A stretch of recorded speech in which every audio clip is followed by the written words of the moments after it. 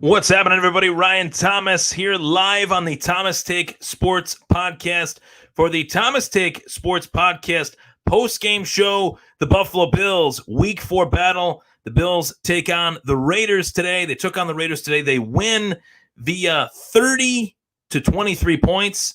For the first time since 2008, the Buffalo Bills have moved to 4-0, 4 wins, 0 losses to start the 2020 season. This is the first time that the Buffalo Bills have started a season 4-0 since 2008. That was a bit ago. Things have changed. The NFL has changed. The world has changed. That was in the midst of the McCain-Obama election. A lot has changed since then.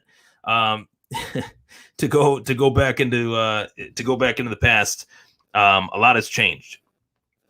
And with that change comes the simple fact that this Buffalo Bills team is for real. I know that it's only 4 weeks into the season. I understand that. Me as a Buffalo Bills fan, I understand that as well as anyone. But this team has found their identity. This team has found their way of winning, and that is so important for some of the best teams in the National Football League to know how to win on their own terms. And yeah, was it pretty? Did it have its ugly moments? Were there some moments where we said to ourselves, what the hell is going on with this Buffalo Bills team? And,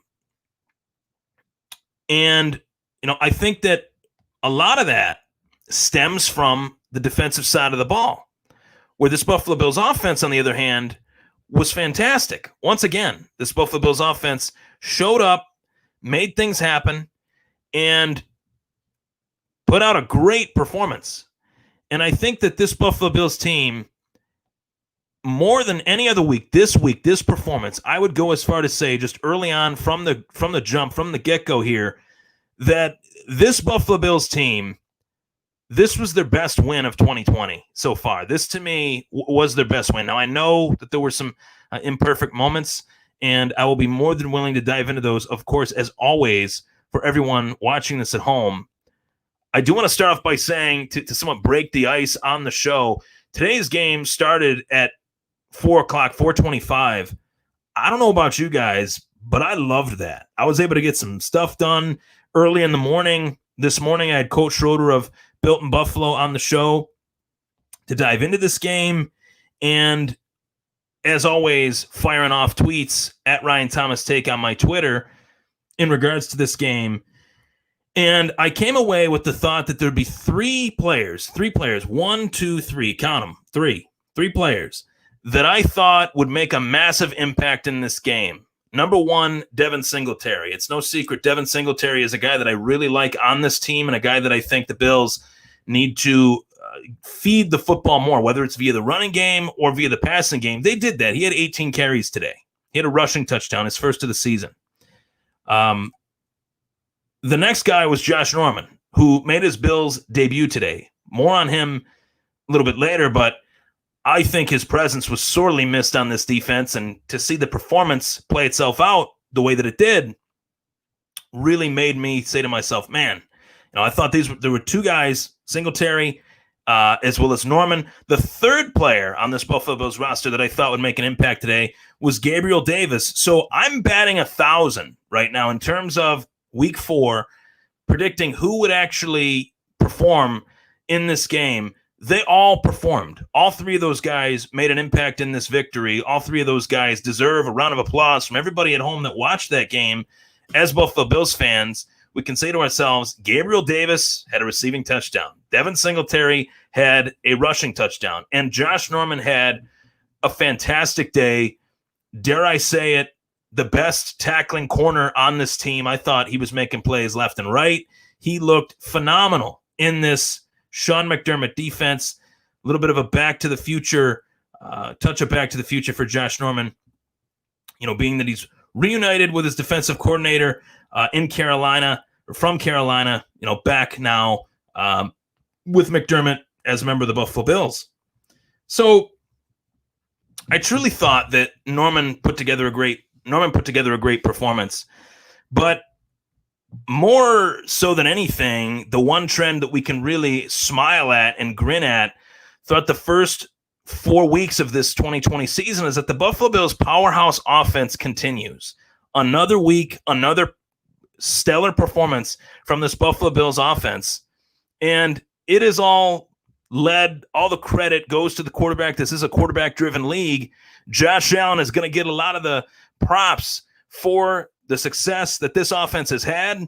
Brian Daboll gets a little bit of props sprinkled in there. A guy that I was a little bit undecided on heading into this season. I'm not going to lie to you guys. I've said it, on the show. I'm not afraid to say, hey, thank you, Brian Daboll, for putting together, a little bit of a consistent game plan for this offense and allowing, the athletic players on this team to be athletes and to use their athleticism and not pigeonhole players and force them into being something that they're not. Everyone knows their role within this offense, and they're playing within their role. And it has been very crucial, I think, to the success of this team throughout the first 4 weeks of the season, that all of the offensive players know their role, they stay in their role, and they respect one another. You see that out on the field. So the Bills' powerhouse offense continues. Another 30-point effort from the Buffalo Bills offense. They touched 30 points in the game last week, as well as the Miami game. And we're 3 points away from 30 points against the New York Jets week 1. So this Bills offense has been putting up points rapidly. To everyone that's throwing a comment down, I will get to your comments, no doubt about it.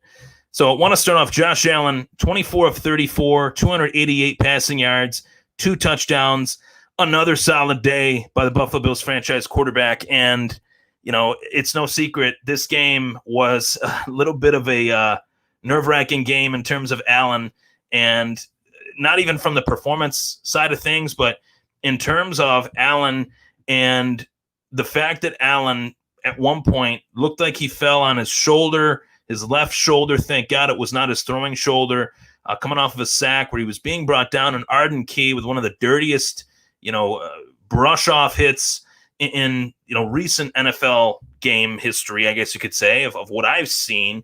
I've never seen a defensive lineman just kind of try to come out of nowhere and put the quarterback down when he was already falling down. I thought that was a really dirty play. And I thought, to be quite honest, calling a spade, I thought that the Raiders had a lot of dirty plays in this game, that the Raiders really showed that they are the Raiders. I mean, can we be surprised by that? The Raiders have always been known as the Raiders for that reason.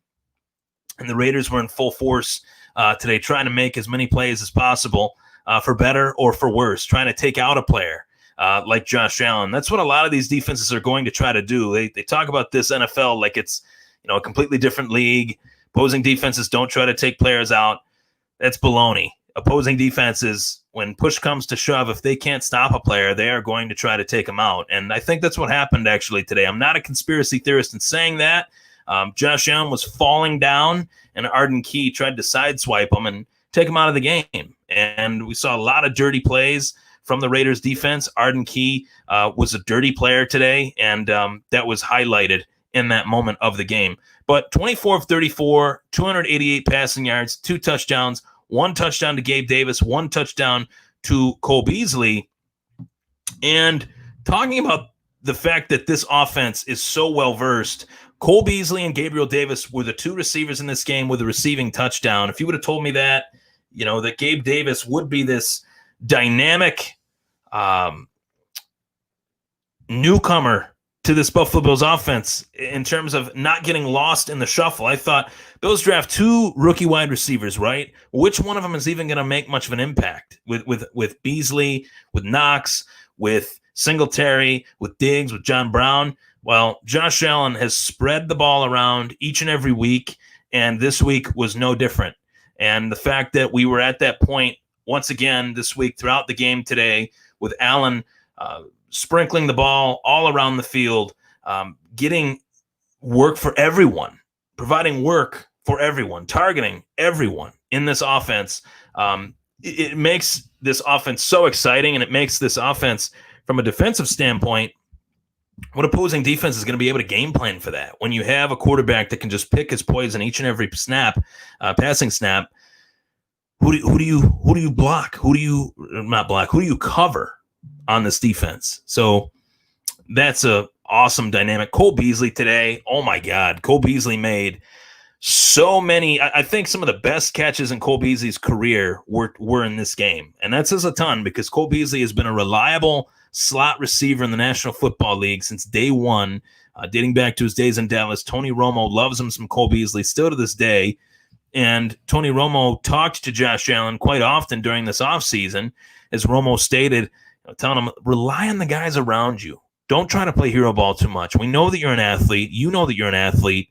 But let's see you rely on some of the guys around you. And I think that Josh Allen has done that tremendously well. And I think that is one of the main reasons, one of the main reasons for his success. Let's get to some of the comments just to start the show here. Let's go. Legit. We appreciate you. I appreciate you, Michael. Thank you so much for tuning in again. Always appreciate the folks that tune into this show. Thank you so much. Feel free to fire away a comment. I always love reading your comments, so feel free to fire away, everybody. Michael Moat says, hopefully I didn't mispronounce your name. We'll just say Michael. Really think we need help for Edmonds and Milano.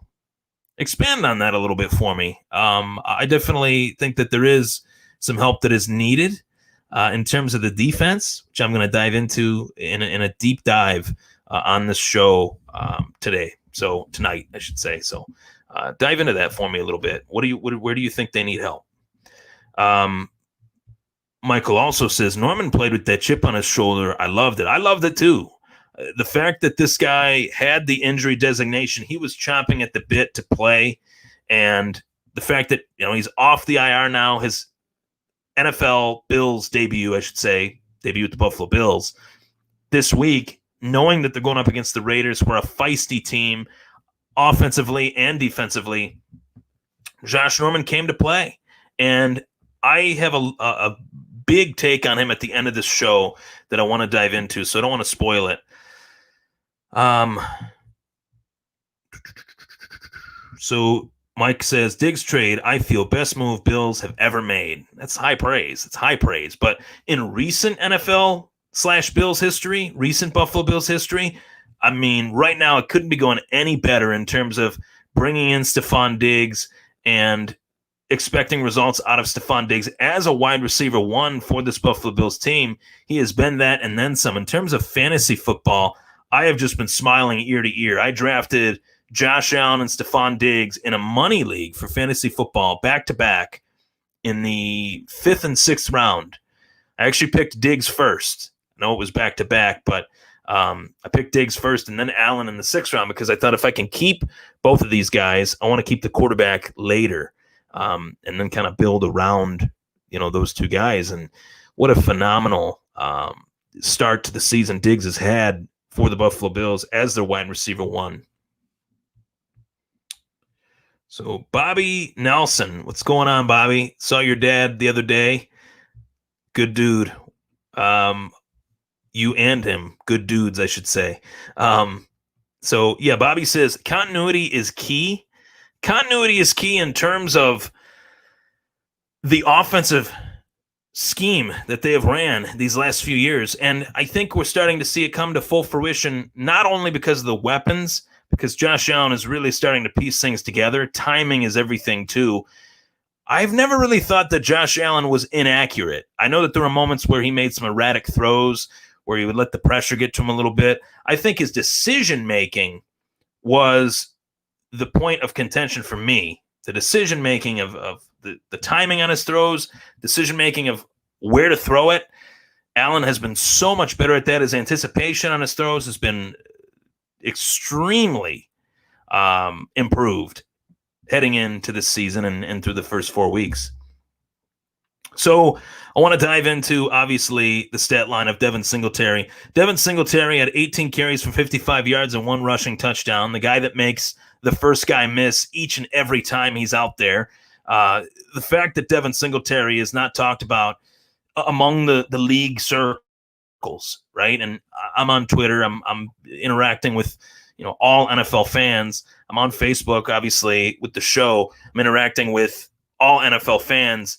Devin Singletary is not well known in this league. The only way you know Devin Singletary is if you have him on your fantasy team. And I'm not saying that, him as a Bills fan, but in terms of nationwide knowledge of Devin Singletary, there really is not. There is not that worldwide, NFL league-wide knowledge of Devin Singletary, because the Buffalo Bills have grossly underused Devin Singletary when healthy. And today, for Singletary to get 18 carries for 55 yards, obviously the yards per carry average is not so hot, but the situations that they decided to run with Devin Singletary were somewhat obvious to the Raiders defense, and I think that played a large part in the production standpoint of that stat line of only 55 yards on 18 carries. But one rushing touchdown, his first rushing touchdown, as I stated from the top of the show, his first rushing touchdown of the season.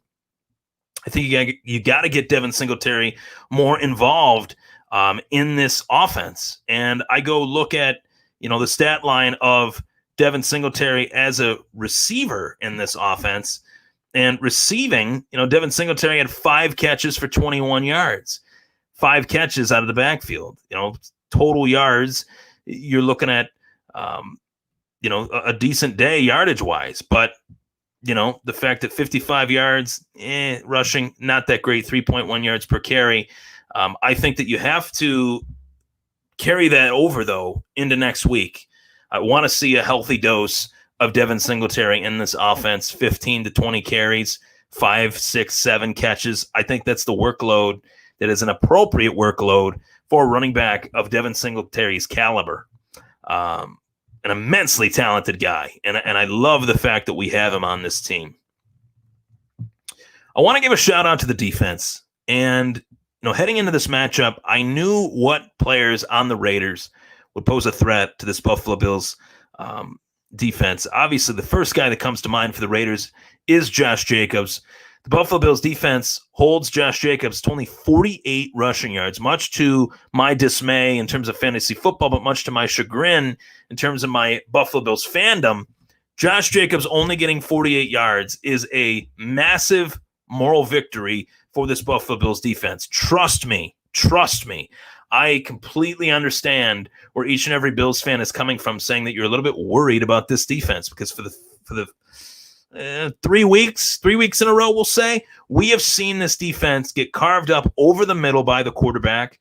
We have seen this defense find the weirdest opportunistic times to actually start pressuring the quarterback. Like today, they couldn't get pressure on Derek Carr all day long. But then towards the fourth quarter, there were adjustments made. There's no doubt about it, because pressure came often towards Derek Carr's way.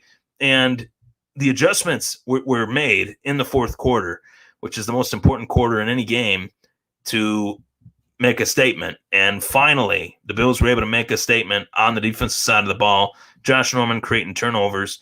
But the Bills defense couldn't get pressure on Carr for the majority of the day up until the end.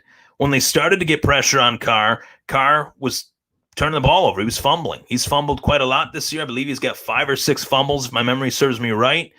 And Quentin Jefferson with a beautiful strip fumble. Josh Norman had a strip fumble, not on Carr, on another Raider. And the Raiders kind of imploded today, in terms of evaluating how we attacked the Raiders. 1 turnover led to 2, 2 turnovers led to 3.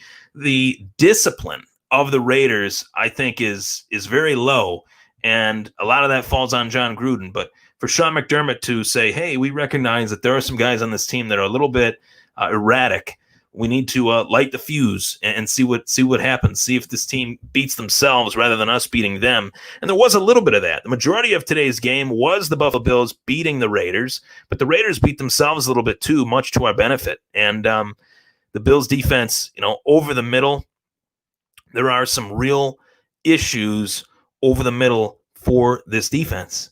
And I think a lot of it has to do with a lack of pressure. I've talked about this specifically this morning on this morning's show, and not a lot of Bills fans are going to like what I'm saying, but thus far, weeks 1, week 2, week 3, week 4, just from what I've seen of this defense, Tremaine Edmonds has looked out of his element as the middle linebacker. He just doesn't look like he is as improved as I would hope. Where Josh Allen has improved year 3, I would say Tremaine Edmunds hasn't regressed, but hasn't progressed. And, you hope to see that progression from a player of his caliber. He's got all the physical tools. He's a young player, and that's something that I think needs to get thrown out there as well. When Tremaine Edmunds was drafted, he was 19 years old. 19 years old when he was drafted. That is surreal, unbelievable. It's amazing that this kid made it to the NFL and started his journey as an NFL player, as an NFL middle linebacker, day 1, week 1, as a rookie middle linebacker for the Buffalo Bills. So I think that Tremaine Edmunds is only going to get better. But thus far, in terms of his performance as the Bills middle linebacker in the 2020 season, he has just not been up to par for this defense. And I think there needs to be some massive adjustments made over the course of this upcoming week, because, as I've said, Josh Jacobs this week, if they play the Tennessee Titans, due to everything that's going on in Tennessee with COVID-19, if they play the Tennessee Titans, Derrick Henry is on the docket. I could only imagine Derrick Henry running up the middle of this defense, and I hope I'm wrong when I say that, but Derrick Henry he's a nightmare. This guy's a monster, and I just see him ripping the Bills' defense apart up the middle. He's one of the best. I think he's the best power back in the league right now. I think that's safe to say in terms of him being a power back. Then the following week, the Bills play Clyde Edwards-Helaire and the Kansas City Chiefs. So this Bills run defense has to be better. And for them to hold Josh Jacobs to 48 yards today, I think that was a big feather in the cap of this Bills defense, that we could use it, heading into this next week. Use it as a tidbit of motivation for this next week and see what happens. So let's get to some of the comments here. Getting some awesome comments. I'm loving it. Jason says, Norman definitely brought that swagger to our D. Was missing these first couple games. It really was missing. It was missing a guy that plays with a chip on his shoulder, and it was missing a guy that knows this defense and can somewhat rally and inspire some of the guys on this unit. And I think we did see that. Teron Johnson was starting to get a little bit of a chip on his shoulder as well, starting to get a little bit of a swagger. This Bills defense, I think, was ignited by Josh Norman's performance, in particular the defensive line. He has always been known as an extremely vocal player, and a lot of people don't like that, but I like it. I like a guy that knows what he wants out of his team, and I like a guy that sets the expectation for his teammates of, this is how we have to perform in order to get from point A to point B. And the experience factor of Norman, right? The highest of highs in Carolina and the lowest of lows. Any player that has experienced either side of that coin, I think, is a much more humble player than the average NFL player. So he just seemed to have this calm, cool, and collected moxie and awareness, but a massive chip on his shoulder competitively. And those are a great mixture. So, Jason, love the comment. Robert Wesley Black says, Josh Allen is looking way better all around this year than the last. When I watch Allen, I just see a quarterback right now that is really believing in the gifts that he has. When I watch Allen, I see a quarterback in the pocket that is a little bit more bouncy on his feet as well. Typically, mechanically, throwing the football, he was very flat-footed, and he was very nervous prior, especially his rookie season. But there are moments where he would get a little bit nervous. He would throw the ball a little too early, or would definitely throw the ball too late. We still see that a little bit here and there on certain drives, but I've always thought this.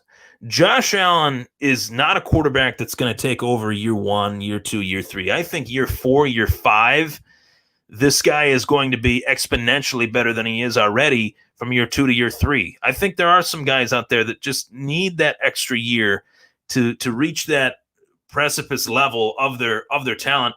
Josh Allen is nowhere near close to a finished product, and I'm saying that as an endorsement for Josh Allen.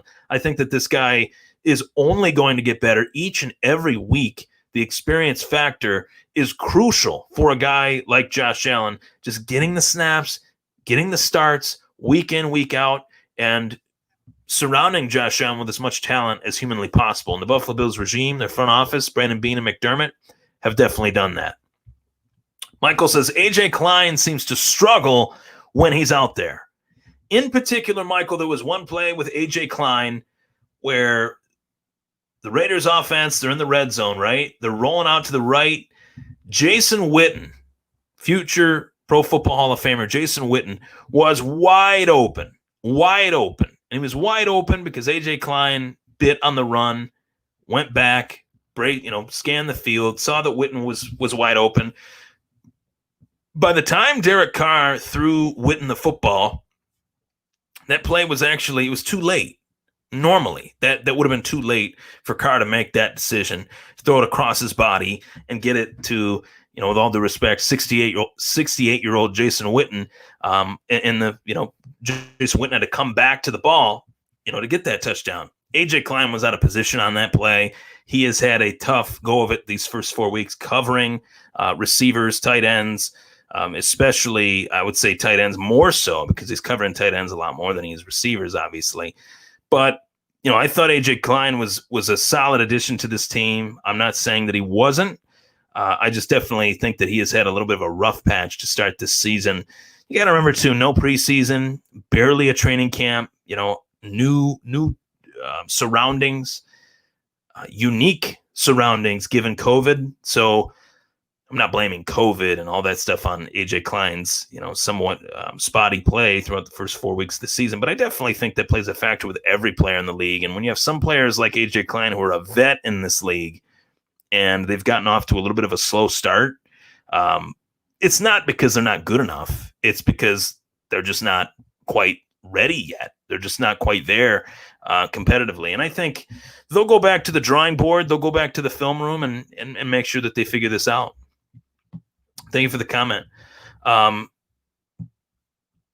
Michael says, I hope they get an interior D lineman or with similar ability to Star Latuile. We need that to free up our ends from double teams. What do you think? Well, right now, the defensive line, they're actually fairly deep there in terms of bodies. They added quite a few bodies to this defensive line. Quentin Jefferson being one of them. And in terms of Vernon Butler, he was out there a little bit, former first-round pick of the Carolina Panthers. So, I do think Star Latuile is sorely missed due to the fact that he's more of a run-stuffing defensive tackle. But at the same time, I'm not willing to give up on the defensive line just yet, especially given the tail end of this Raiders game. I thought the defensive line looked fantastic in this game, generating pressure on Derek Carr. We know it. You guys know this, and I know this as well. Sean McDermott loves to rotate defensive linemen. He loves to rotate those guys almost to a science. I would compare it to baseball, where we're talking about a pitcher and a pitch count. There's a pitch count. There's a snap count with each and every defensive lineman on this team. And Ed Oliver made some nice stops today. Harrison Phillips was trying to create some pressure all day today. He did fairly good when there was pressure. Harrison Phillips was usually generating that pressure from the middle. Mario Addison has been a solid addition to this team. He's had some really solid efforts in these few games, these 4 games here. So, getting a defensive lineman, I don't know about that, but I do think potentially they could have that defensive lineman on this roster already. It's just finding the roles in which each defensive lineman on this team is comfortable playing within that role. So that's my answer to that. Beverly LeChase, what's going on, Bev? Josh is looking great for sure. It helps that he has a bevy of receivers. Diggs and Beasley are awesome. They are magnets to the ball. Big win in Vegas. Massive win in Vegas, right, Beverly? Thank you for the comment. I have a lot to dive into with that. I think that there's a few takeaways. The weapons around Allen are better than they've ever been. But the way these guys feed off each other, the way their skill sets complement one another, where Beasley's the slot guy, Brown's the deep ball, smoke receiver as far as his speed. Stephon Diggs can run any route that you draw up. And the receiving core has been one of the most productive in the National Football League, and I think that is a massive reason as to why this Bills team is 4-0. Josh Allen is firing on all cylinders. The receivers are reaping the rewards of that, and our defense, while ranked in the bottom 10, 15 in the National Football League, has made opportunistic stops to allow our offense to get back out onto the field and do their work. And who would have thought prior to the season, right, Beverly, that this Buffalo Bills team is an offensive juggernaut right now? That's how they're looked at. The Bills defense was looked at as elite, the elite of the elite these last 3 seasons. Not right now, they're not. There are some adjustments that need to be made, no doubt about it. Work in progress. I think they will figure it out. When they do, it could happen just at the right time. But offensively, they have been one of the best offenses in the National Football League. Second, I think, in the AFC to the Kansas City Chiefs. And I never thought I would say that, ever. If you would have told me I'd say that, I would have said you were crazy if I said that. So I'm happy I'm saying it. No doubt about it. Ken Zintel says, how does Star being absent affect us? What's your opinion? A lot of people give Star Latuile crap for the contract that he has. They feel like he's not worthy of that big contract. But I look at Star and I see a guy that is a run-stuffing defensive tackle. He's very good against the run. And obviously, I take no umbrage whatsoever with the decision that Star Latuile made to not play in the 2020 season. To be quite honest, folks, if I was half as talented as some of these guys, if I had if I could play in the National Football League rather than sitting behind the mic like I am right now, I wouldn't have played in this season. And I don't think any player should be judged for that, criticized for that. At the end of the day, you're making a decision for yourself. You're making a decision for your family. And Star Latuile decided that he was going to sit this one out. And maybe he regrets that right now, being that they're 4-0 and he's watching from home. He might have those jitters, but he doesn't regret protecting his family. And I think that this virus is a very serious thing. I was never a skeptic of it, and I'm not trying to sound political here, but I've known quite a few people that have had it, throughout the Western New York area, and of all ages. So it's something that is very, very disturbing that I'm hoping, gets fixed within the next, couple months here. Hopefully there is a vaccine in the works that could help, the world right now. Because we know we really need it. And, Star Latuile, I miss him out on that field. I think that he has a definite role within this defense. And without him, we just have to find that guy that fits that role just as well as Star did. It's next man up. That's the National Football League, no doubt about it. So thanks for the comment, Ken. Nice to see your name. I haven't seen you on here, I don't think. So welcome aboard.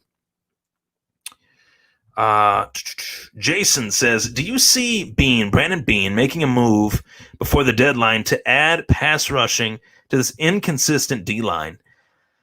They've traded picks. They've traded picks for Diggs. They've invested in the Diggs move with picks from this upcoming year's draft, 2021's draft.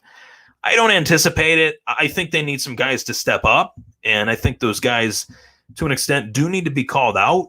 Guys like Trent Murphy, guys like Mario Addison. I mean, we need those guys. Jerry Hughes, we need those guys to step it up a little bit. And I'm not saying that they don't have the ability to. I think they have all the ability in the world to be productive. It's just a matter of finding that steadfast production. And, for as many injuries that the Raiders had on the offensive side of the ball, I thought that this Bills defense would put up a hell of a lot more of a dominant effort. I mean, they were clutch. They did stop things. They did slow things down a little bit here in the second half. I want to talk about a point that I really need to make in this video. So the final score of the game was 30-23. And there's a moment there where you say to yourself, well, how did the Bills get to 30? They didn't go from 27 to 30. And my buddy asked me that. He didn't see the game. He missed it. And, he said, how did they get to 30? They kicking field goals with Bass? I said, no, Bass missed the extra point. And when I told him that, and I explained to him that Tyler Bass missed an extra point in this game, I became irritated, agitated, frustrated. That simply can't happen. It just can't happen. We cannot have a game like that come down to one possession because our kicker missed an extra point.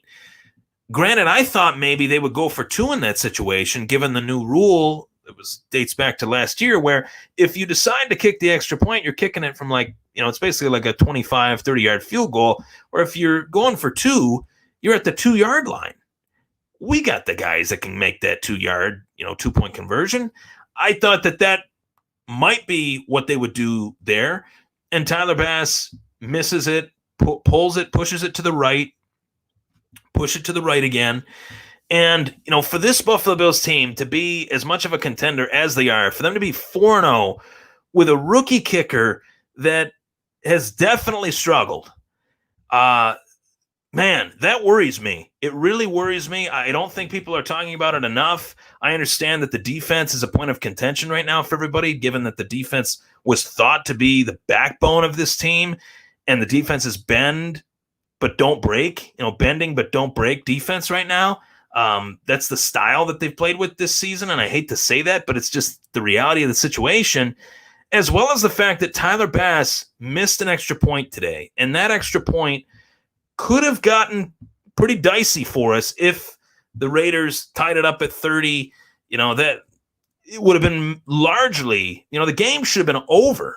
If Bass would have made that extra point, the game would have been out of reach for the Las Vegas Raiders. So I am a little bit worried about that. I didn't put a banner to that topic on this show because I didn't think to bring it up, to jot it down as a banner for the show, but that is really important. We cannot have a kicker missing extra points. We cannot have a kicker missing multiple field goals in games, whether he's a rookie or not. He mightily impressed everyone in training camp, myself included.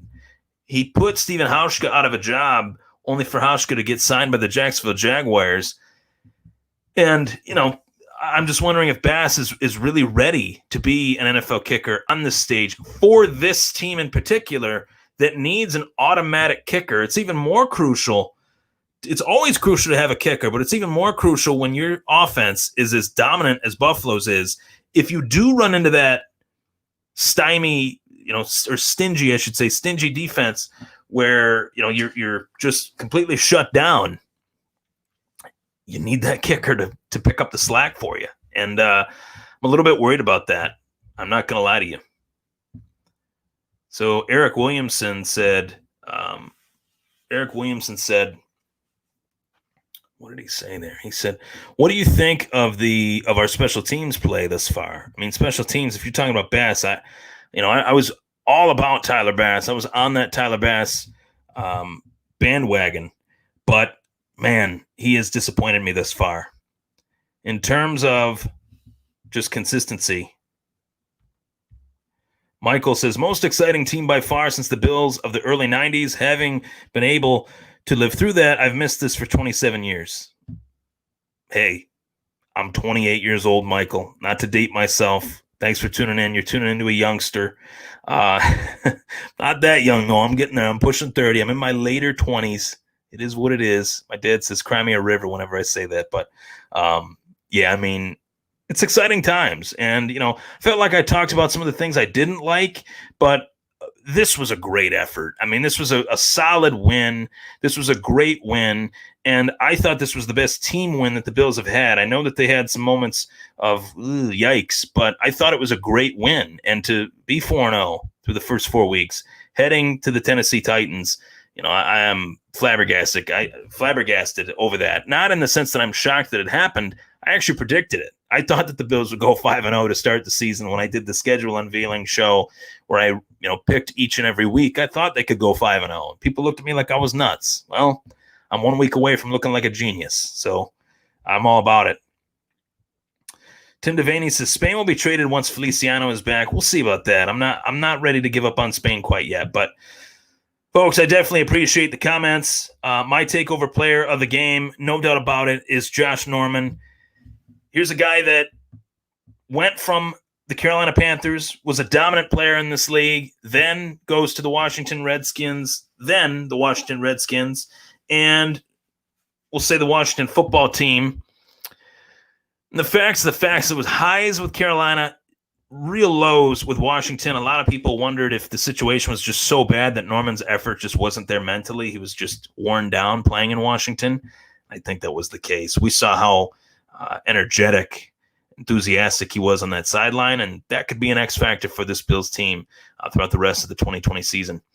Folks, I'm Ryan Thomas. Thank you so much for tuning in to the Thomas Take Sports Podcast. If you like what you heard, feel free to like the Thomas Take Sports Podcast on Facebook, subscribe on YouTube, and also feel free to follow me on Twitter at Ryan Thomas Take and Instagram at Ryan Thomas Take. I always enjoy interacting with the Bills Mafia, each and every member of the Bills Mafia. You are all near and dear to my heart. Those of you that tune into the show each and every week, greatly appreciate you. And stay safe out there. It's a crazy world we're living in. Stay safe. Take care. Bills 4-0. You love to hear it. You love to see it. Heading into next week against Tennessee, I think they can get to 5-0. Thank you so much for tuning in, everybody. Greatly enjoyed putting the show out for you. And Michael Moot says, thank you, sir. Great as usual. Appreciate it, buddy. Thank you. I love the hat, too, by the way. Take care, everybody.